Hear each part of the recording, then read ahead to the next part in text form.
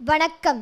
தலைப்பு: போக்கத்தவனுக்கு போலீஸ் வேலையா, வக்கத்தவனுக்கு வாத்தியார் வேலையா என பொதுவாக பேசிக்கொண்டிருக்கும் பொதுஜனங்களே, இதன் பொருள் தெரியுமா? ஒருவன் தான் என்ன வேலைக்கு போவது என தெரியாமல் தான் போலீஸ் வேலைக்குத்தான் போவான்.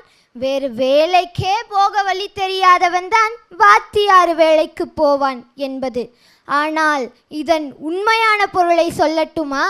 மற்றவருக்கு போக்கு கற்றுக் கொடுப்பவருக்கு போலீஸ் வேலையும், வாக்கு கற்றுக் கொடுப்பவருக்கு வாத்தியார் வேலை.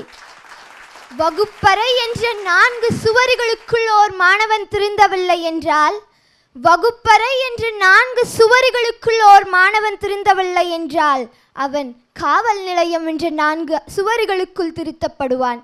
என்றைக்கு ஆசிரியர்கள் கையில் இருந்த பிரம்பு கீழே இறங்கியதோ, என்றைக்கு ஆசிரியர்கள் கையில் இருந்த பிரம்பு கீழே இறங்கியதோ அன்றைக்கே காவல்துறையினர் தன் கையில் அந்த பிரம்பை எடுத்தனர். இந்த உலகத்திற்கு நாம் வர காரணம் பெற்றோர்கள். ஆனால் இந்த உலகமே நம்மிடம் வர காரணம் ஆசிரியர்கள்.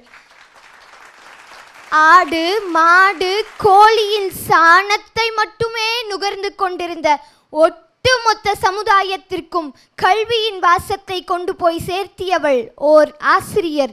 யார் என்று சொல்லவா? இருட்டில் வாழ்ந்து கொண்டிருந்த மலைவாழ் மக்களுக்கு கல்வியின் வெளிச்சத்தை கொண்டு போய் சேர்த்தினாளே, ஜவ்வாது மலையை சார்ந்த ஆசிரியர் மகாலட்சுமி. ஓர் காவலாளியின் அர்ப்பணிப்பு தான் இந்திய தாயின் உயிர் துடிப்பு.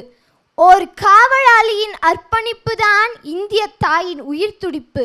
2 சக்கர வாகனத்தில் செல்லும் எத்தனையோ இளைஞர்கள் இவரை தீவிரவாதியை பார்ப்பது போல பார்த்ததுண்டு.